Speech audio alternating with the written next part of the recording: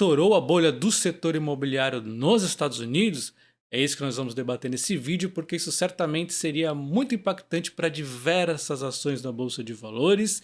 E também nós temos que avaliar se isso pode chegar ao Brasil. Será que teria uma crise imobiliária aqui no Brasil também? Isso seria trágico não só para o setor imobiliário, mas obviamente para os fundos imobiliários. Teríamos desvalorização do patrimônio, consequentemente das cotas, maiores vacâncias, diminuição do dividendo, seria catastrófico. Então, desde o ano passado, os analistas debatem: será que em 2023 nós teremos apenas uma correção no setor imobiliário dos Estados Unidos, ou realmente teremos uma bolha estourando, um problema sério, similar ao que aconteceu em 2008? A maioria ainda se posiciona como uma correção necessária. Todos dizem que vai ter queda praticamente, mas o posicionamento é de uma correção saudável, porém um pouco forte, enquanto alguns ainda temem por uma bolha imobiliária. Vamos dar uma olhada então. Então olha só como é que funciona a economia. Aqui está a média de preço de casas vendidas nos Estados Unidos.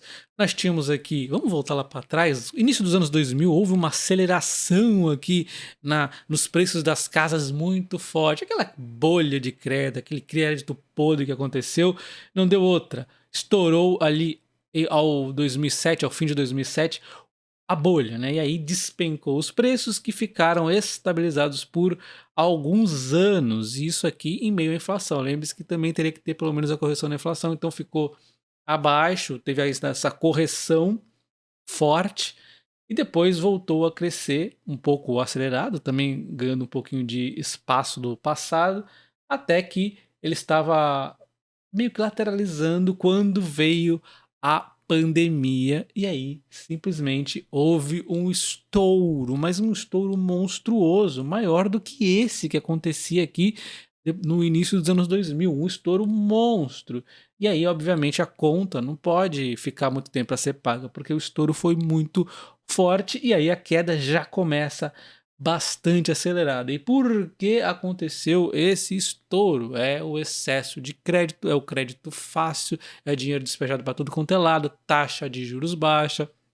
Isso aqui sempre tem um preço, é por isso que a gente sempre fica muito atento aqui no Brasil, tem que ter cuidado com excesso de estímulos também. Nós estamos falando dos Estados Unidos, um país forte pra caramba, e que aconteceu isso. A gente vê aqui que a taxa de juros ali em 2020 foi praticamente para nada, ficou por um tempo desse jeito, e aí fica muito fácil, né? Todo mundo quer estar envolvido em algum tipo de investimento, né? De seja casa, os caras compram carros, compra tudo, porque é muito barato o crédito.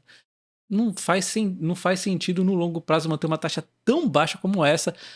Talvez mesmo em mercados de primeiro mundo como Estados Unidos, Europa, talvez a gente nunca mais veja uma taxa tão baixinha como tivemos. É lógico que não vai ficar nesses níveis de agora de 5 e poucos por cento, 5,25, mas eu acho que ali próximo do zero vai ser um pouquinho difícil. Vamos ver como é que desenrola, né? Mas de qualquer forma, agora a gente tem essa escalada muito forte, muito rápida na taxa de juros, quando já não vimos há muito tempo isso. Olha só, a última vez que esteve a esse nível foi lá para exatamente o fatídico 2008, pós crise imobiliária, e crise de crédito, na verdade, crédito podre, né, que principalmente o setor imobiliário, aí deu esse estouro. Então nós estamos de volta aqui a 2008 em termos de taxa de juros.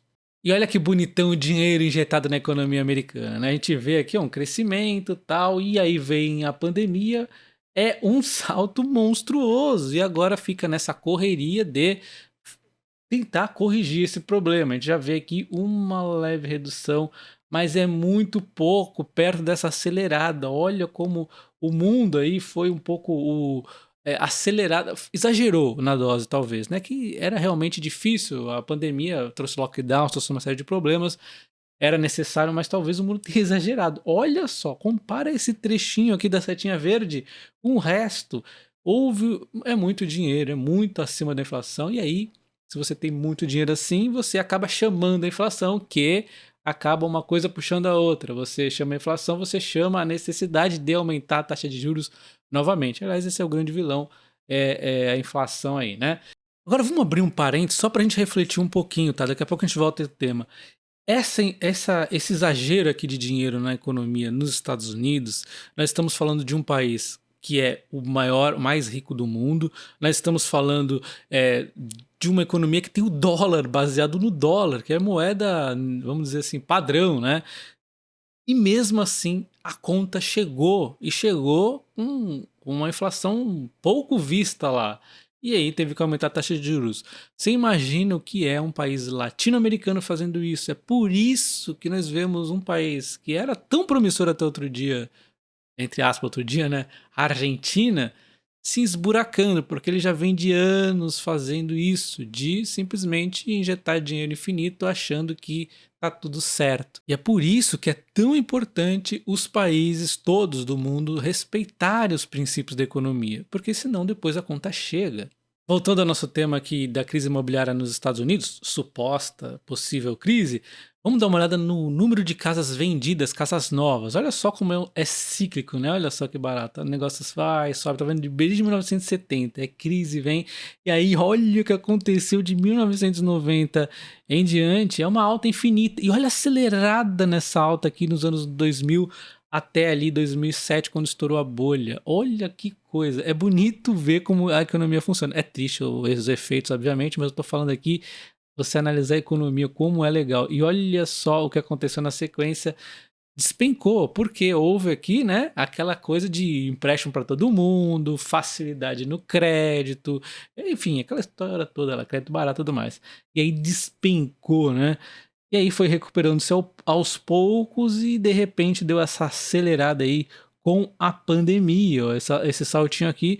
Mas só de você observar isso aqui, você já entende que é totalmente diferente desse 2008, né? Nós estamos aqui, ó, não está tão longe, ó, o topo não chegou tão longe de períodos que a crise foi menor. A gente está hoje aqui, ó, número de casas novas. A gente está nos altos, mas eu acho que realmente não deve acontecer uma bolha, tá? É minha opinião, obviamente, né? Nem especialista de setor imobiliário eu sou, mas a gente vê realmente essa queda acontecendo. Olha só. E já vem até uma recuperaçãozinha aqui. Vem recuperando aos pouquinhos, inclusive essa última prévia teve uma leve surpresa positiva do que os analistas estavam esperando. Então, na minha opinião, é uma correção saudável. Não estamos ainda numa bolha.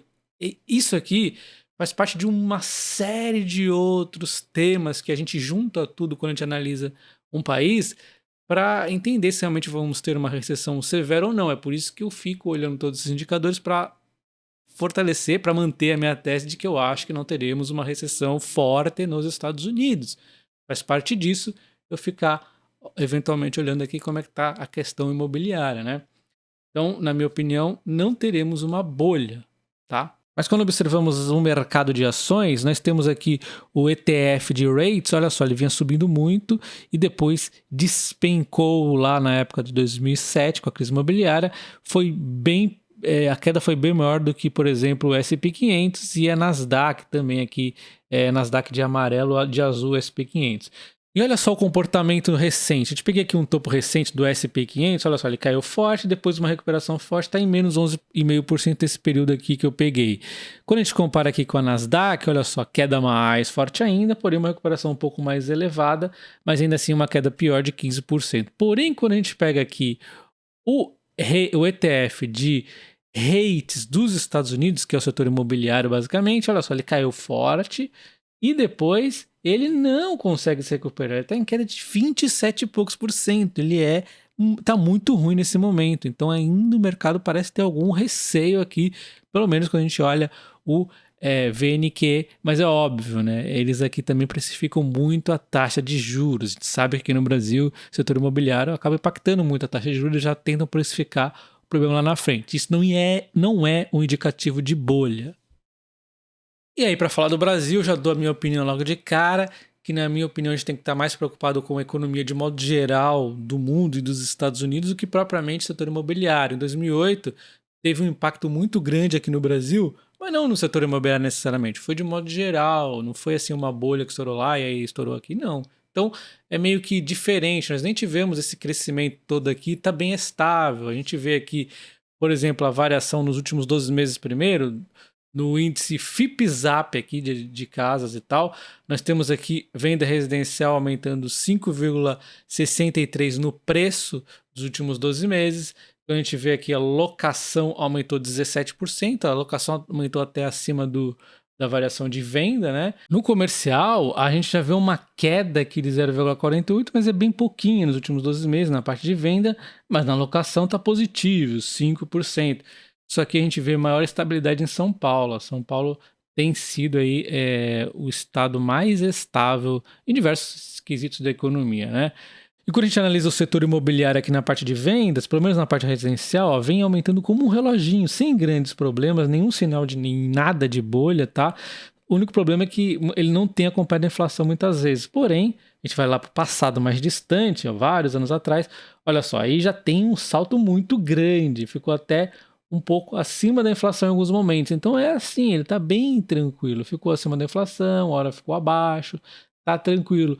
Quando a gente pega aqui a parte de aluguéis, nesse momento vem até aumentando mais, olha, vem aumentando mais, vem oscilando mais também, por isso que ele está compensando aqui um período de negatividade aqui, ele reflete mais rápido o quanto a economia está aquecida ou não, a parte de aluguéis, né? Porém, de qualquer forma, não tem nenhum sinal de bolha no meu entendimento. E considere se tornar membro do canal. R$ 7,99 você já é o membro máximo aqui, é bem barato, tem planilha de preço teto, tem vídeos exclusivos, então você ajuda também muito a manter o canal aqui com vídeos de qualidade. E concluindo aqui a minha opinião, nós provavelmente não teremos bolha nos Estados Unidos do setor imobiliário, e aqui no Brasil é mais difícil ainda acontecer algo desse tipo. Eu acho que está mais tranquilo. A questão é ficar olhando a taxa de juros, que ela mexe muito com o setor imobiliário, seja aí nas incorporadoras, ações aí desse setor, e seja também nos fundos imobiliários, que aí está mais ligado ao aluguel, embora seja mais perene, você acaba vendo ali a vacância até respondendo muitas vezes mais rápido do que até as vendas algumas vezes, né? Enfim, eu vejo tranquilidade nesse ponto. E aí na questão das empresas que indiretamente ligadas ao setor imobiliário, como Vale, a Gerdau, né, a CSN Mineração, CSN Metalúrgica, né, os Minas, todas essas empresas aí que têm algum vínculo ao setor imobiliário, umas mais, outras menos, também está relativamente tranquila nesse ponto, Estados Unidos, mas é óbvio, pode ter um impactozinho. O grande problema aqui, como sempre, a gente sabe, é ficar de olho também na China. E lá é um pouco mais difícil a gente entender como é que tá. Aparentemente tá ok agora, mas ela tá mexendo muito, é por isso que essas ações têm oscilado bastante, tá? Então, deixa o like no vídeo, considere também se inscrever no canal e comenta se você gostou desse tipo de vídeo que foi um pouco diferente aqui, tá? Um abraço.